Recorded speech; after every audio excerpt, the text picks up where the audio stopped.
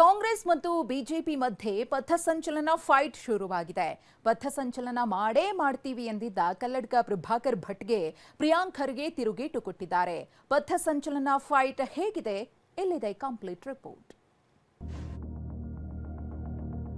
ಚಿತ್ತಾಪುರದಲ್ಲಿ ಕಲಬುರಗಿ ಜಿಲ್ಲೆಯಲ್ಲಿ ಪಥಸಂಚಲನ ನಡೆಯುವುದಿದೆ. ಯಾರವರು ಕಾನೂನಿಗಿಂತ ದೊಡ್ಡವರು? ನಾವೆಲ್ಲದರಲ್ಲೂ ಭಾಗಿಯಾಗಿ ಆಗ್ತೇವೆ.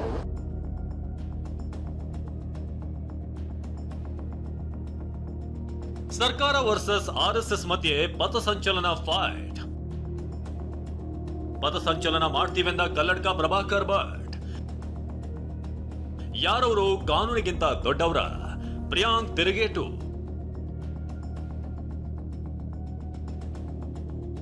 ಸರ್ಕಾರ ಮತ್ತು ಸಂಘದ ಸದಸ್ಯರ ಮಧ್ಯೆ ಪಥಸಂಚಲನ ಫೈಟ್ ತಾರಕಕ್ಕೇರಿದೆ. ಚಿತ್ತಾಪುರ ಪಥಸಂಚಲನ ಕೋರ್ಟ್ ಕಟಕಟೆಯಲ್ಲಿದ್ದು ಪಥಸಂಚಲನ ಮಾಡೇ ಮಾಡ್ತೀವಿ ಅಂತ ಆರ್ಎಸ್ಎಸ್ ತೊಡೆ ತಡ್ತಾ ಇದೆ. ನೆನ್ನೆಯಷ್ಟೇ ಮಾತನಾಡಿದ್ದ ಆರ್ಎಸ್ಎಸ್ ಮುಖಂಡ ಕಲ್ಲಡ್ಕ ಪ್ರಭಾಕರ್ ಭಟ್ ಪಥಸಂಚಲನ ನಡೆಯುತ್ತೆ ಅಂತ ಹೇಳಿದ್ದಾರೆ. ಯಾರವರು ಕಾನೂನಿಗಿಂತ ದೊಡ್ಡವರ? ಮಾಡ್ಲಿ ನೋಡೋಣ ಅಂತ ಪ್ರಿಯಾಂಕ್ ಖರ್ಗೆ ತಿರುಗೇಟು ಕೊಟ್ಟಿದ್ದಾರೆ. ಕೋರ್ಟ್ ಹೇಳಿದ್ರೆ ಹಾಗೆಲ್ಲ ಮಾಡ್ಲಿಕ್ಕೆ ಆಗುದಿಲ್ಲ, ನೀವರಿಗೆ ಅನುಮತಿ ಕೊಡಿ ಅಂತ. ಮುಂದಿನ ತಿಂಗಳ 2ನೇ ತಾರೀಕಿಗೆ ಚಿತ್ತಾಪುರದಲ್ಲಿ ಕಲಬುರಗಿ ಜಿಲ್ಲೆಯಲ್ಲಿ ಮತ್ತೆ ನಮ್ಮ ಸಂಘದ ಪಥಸಂಚಲನ ನಡೆಯುವುದಿದೆ. ಅದನ್ನು ಹೊಡೆದು ನಿಲ್ಲಿಸಲಿಕ್ಕೆ ಆಗುತ್ತಾ? ಯಾರವರು ಕಾನೂನಿಗಿಂತ ದೊಡ್ಡವರು? Who is Kalladka Prabhakar Bhat? Is above the law? ಏನು ಸಂವಿಧಾನಕ್ಕಿಂತ ದೊಡ್ಡವರಾಗ್ಬಿಟ್ರಿ ಇವರೆಲ್ಲರೂ? ಮಾಡಲಿ ನೋಡೋಣ. ಕೋರ್ಟ್ ಪರ್ಮಿಷನ್ ಕೊಟ್ಟರೆ ಮಾಡಲಿ, ಬೇಡ ಅಂತ ಇಲ್ಲ. ವಿತೌಟ್ ಪರ್ಮಿಷನ್ ಮಾಡಕ್ ಹೋದ್ರೆ ನಾವೇನು ಸರ್ಕಾರದವ್ರೇನು ಕತೆ ಕಾಯ್ಕೊಂಡಿದೀವ? ಇನ್ನು ಆರ್ಎಸ್ಎಸ್ ದೇವರಿಗಿಂತ ದೊಡ್ಡದಾಗಿ ಬಿಟ್ಟಿದೆಯಾ ಅಂತ ಹೇಳಿರುವಂತ ಪ್ರಿಯಾಂಕ್ ಖರ್ಗೆ ಮತ್ತೆ ದೇಣಿಗೆ ಎಲ್ಲಿಂದ ಬರುತ್ತೆ ಅಂತ ಪ್ರಶ್ನೆ ಮಾಡಿದ್ದಾರೆ. ಕಲಬುರಗಿ ಅಭಿವೃದ್ಧಿ ಬಗ್ಗೆ ಪ್ರಶ್ನೆ ಎತ್ತಿದ್ದ ಬಿಜೆಪಿಗೂ ಕಲಬುರಗಿ ನೋಡಿದ್ದಾರಾ ಅಂತ ಕುಟುಕಿದ್ದಾರೆ. ದೇವಸ್ಥಾನದಲ್ಲಿ ಇರೋ ಹುಂಡಿಗೆ ಜನರು ಹಾಕ್ತಾ ಇರೋದು ಲೆಕ್ಕ ಸಿಗ್ತದೆ. RSS ದೇಣಿಗೆ ಕೊಡ್ತಾ ಇರುವಂತ ಲೆಕ್ಕ ಯಾಕೆ ಸಿಗ್ತಾ ಇಲ್ಲ ನಿಮ್ಗೆ? ದೇವ್ರಿಗಿಂತ ದೊಡ್ಡವರಾಗ್ಬಿಟ್ರ ಇವರು?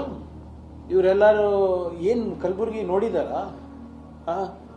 ಆಮೇಲೆ ಅದು ಆದಾಯ ಪತ್ರ, ಇದು ಡೇಟಾ, ಯಾವುದು ಡೇಟಾ ಅದು ಇನ್ನ ವೆರಿಫೈ ಮಾಡಿದಾರ ಅವರು?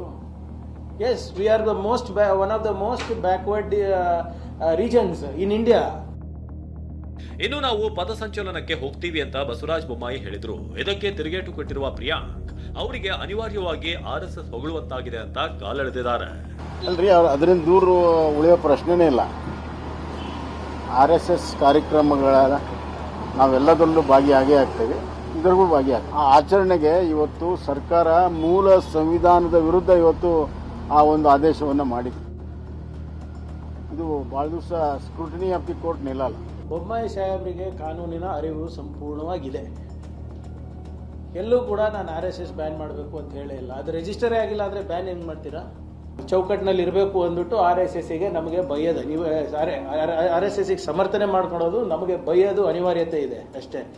ಬಟ್ SR ಬೊಮ್ಮಾಯಿ ಅವ್ರ ಜಜ್ಮೆಂಟ್ ಓದ್ಬಿಟ್ರೆ ಅವರೇ ಬಿಜೆಪಿ ಬಿಟ್ಟು ಬರ್ತಾರೆ.